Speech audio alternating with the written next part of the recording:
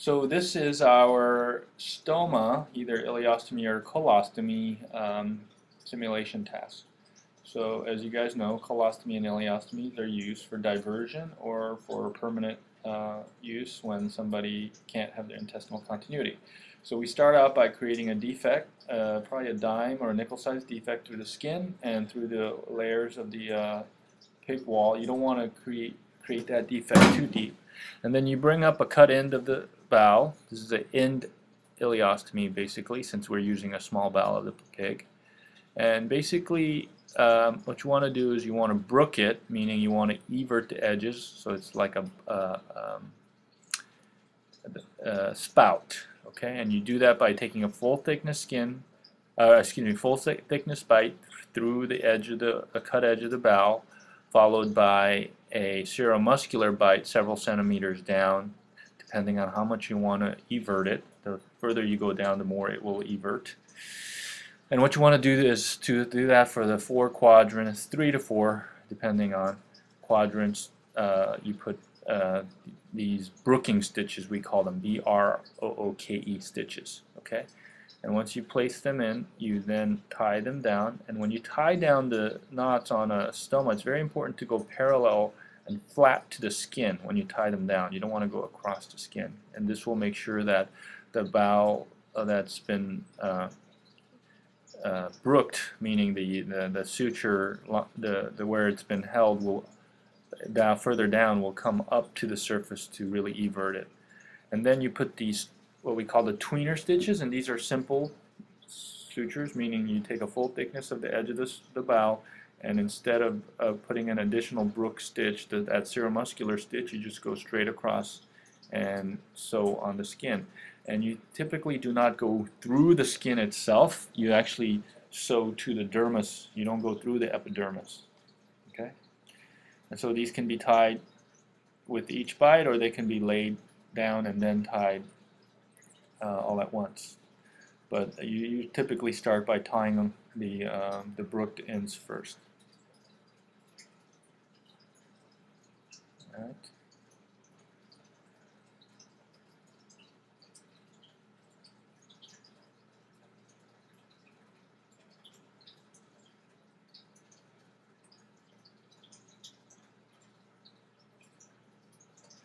So the assistant tip can help hold the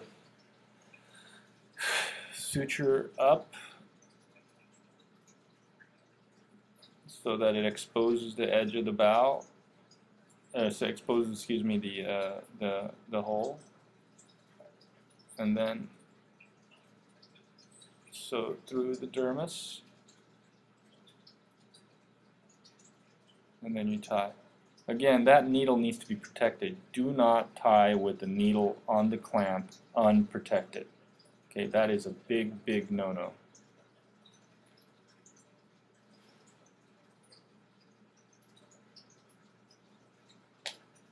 Okay, and then when you're done, you cut the sutures out. Usually we put about 2 in-betweeners between the stoma, between the brooked sutures.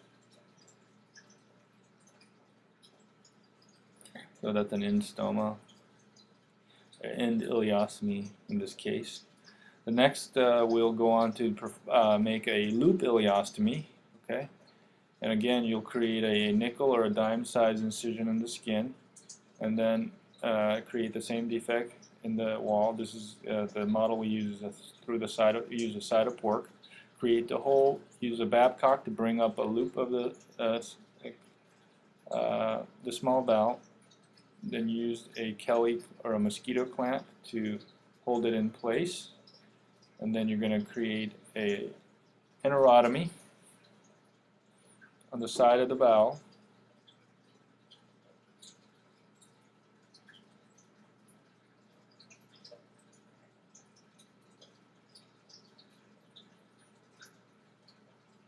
And typically we do this with electrocautery, but we're going to use scissors.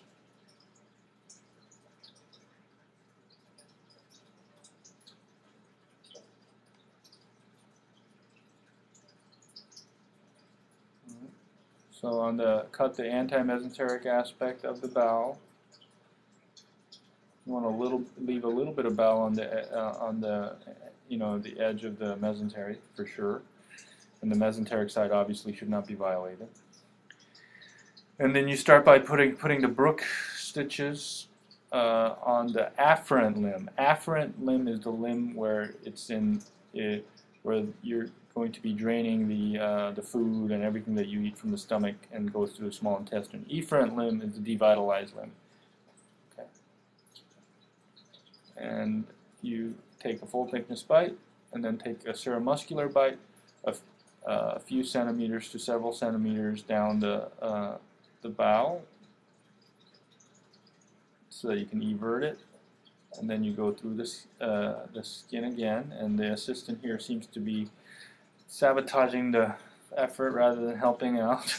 As you can see, you need to hold the sutures, pull it away, not straight up, so that the surgeon can see the field and see where they need to suture. Okay.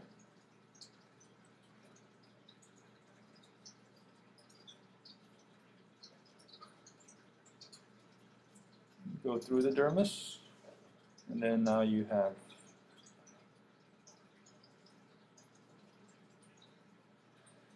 a brooked corner. And now you're going to want to put in 3 more brooked corners for the afferent end.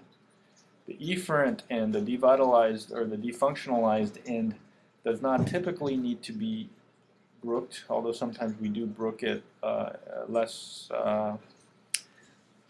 brook it a little bit less, meaning go down only about a centimeter or so before we throw the seromuscular stitch on the brook stitches. So either you can have 3 brook stitches, or you can have 6 brook stitches, 3 for the afferent, 3 for the efferent defunctionalized end. And once you've done that, you put in tweeners, or the stitch in between the brook sutures, just as you would on the other ones. Again, we're tying these down, and please note how the knots are tied parallel and to the skin, or right on the skin.